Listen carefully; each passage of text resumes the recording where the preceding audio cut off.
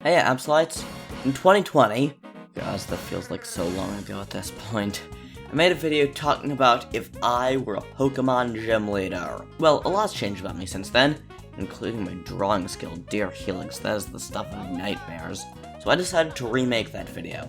Different team, different type, different everything. Let's go. So, my 2020 team was a dual-type team of Dark and Dragon, and if that's not the perfect metaphor for what I was like as a person 2 years ago, then I don't know what is. A third of my team was pseudo-legendaries, my ace was a Mega Rayquaza, and I literally described my desire for the team as to be so scared after I beat you in this gym battle that you can never hold a Pokeball again. Oh wow, I was so edgy. I am looking back on that now and cringing so hard.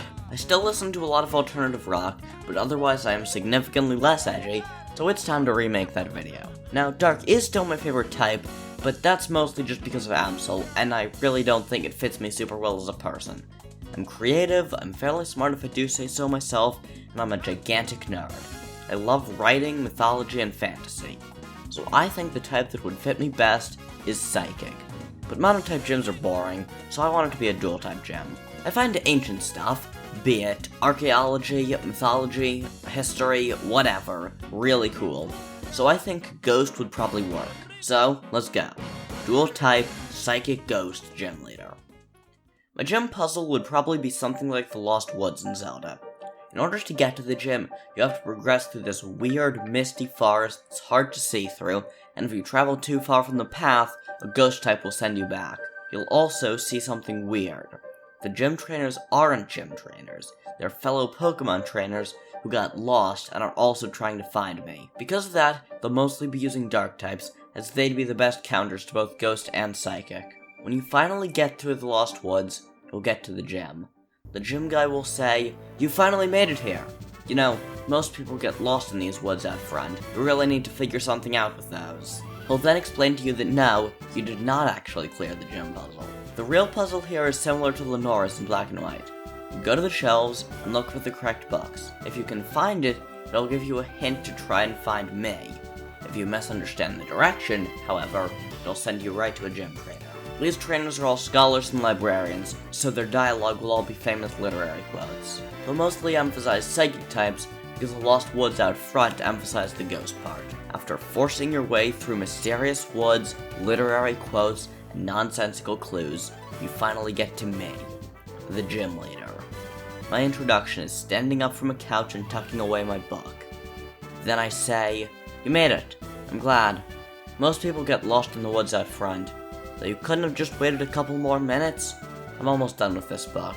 It's no matter. Prepare to lose." I lead with Sigilyph, a psychic type inspired by Nazca lines, so it's perfect for a researcher like myself to have. Sigilyph exists only to help out later team members, having a moveset of Trick Room, Light Screen, Reflect, and Psychic, and holding a Light Clay.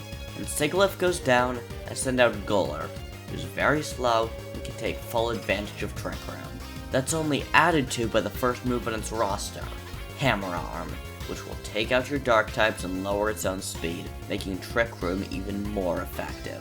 Next, it'll have Earthquake and Phantom Force, which are just there to do solid damage. Last is Heavy Slam, which will take full advantage of how incredibly heavy Golurk is. You will eventually take down Golurk though, and I'll be banking on Trick Room still being up, because next is Cofagrigus, who's even slower than Golurk. Cofagrigus will start by setting up Toxic Spikes, crippling your future teammates.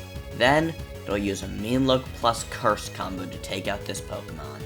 Finally, when it's almost down and knows your next hit will KO, it'll use Destiny Bond, at which point I'll say, "Wisely and slow, they stumble that run fast," to show you that you shouldn't have been so quick to attack.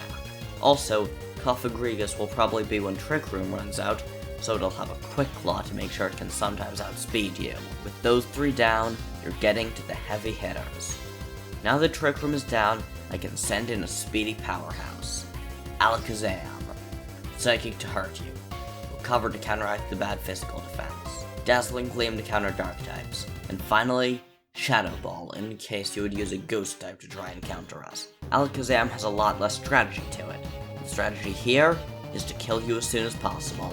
With Alakazam down, there's only 2 Pokemon left, and the first was ripped straight from the ancient past. Given that I'm a historian scholar, what better Pokemon than one ripped straight out of history? Hisuian Zoroark. Upon sending out this team member, I'll tell you that people found a way to trade with the ancient past in order to obtain this creature, and that's the only way I was able to get it. Shadow Ball for solid damage, Nasty Plot to set up, Flamethrower for extra damage, and Hyper Beam just in case. But, finally, you managed to defeat Hisuian Zoroark. Now, it's on to my ace, and for a team based around me as a person, what better to end with than a Pokemon I made myself, Necrocendrilo. For those who don't know, Necrocendrilo is a Pokemon that I made in this video, where I created evolutions for the Scarlet and Violet starters, as an evolution to Fuecoco. It's a Fire Ghost type, but when I make Fakemon I don't give them stats or anything, so I don't know what this thing would be like. Based on its design, I'd say it's probably a mixed attacker, so I'll give it moves based on that. It has Fire Lash for stab, Scald in case you have a Rock or Ground type for some reason, Moonblast to deal with Dark types, and finally, its signature move, Phantom Tail. Phantom Tail is 95 base power, 100 accuracy, and is either physical or special depending on which would do more damage. This thing is a beast, as it rightly should be. While I certainly did not pull any punches for this team, it's a lot less of the pure teenage edge that I had when I made my 2020 team. When you somehow manage to defeat my whole team, I'll say, what's past is prologue. I'll keep training, and you should too. I then give you 2 TMs, Trick Room and Shadow Ball. With that, you get the Ancient Badge, and it's time for you to go fight the Elite Four that I made last year. Peace out, Absolites!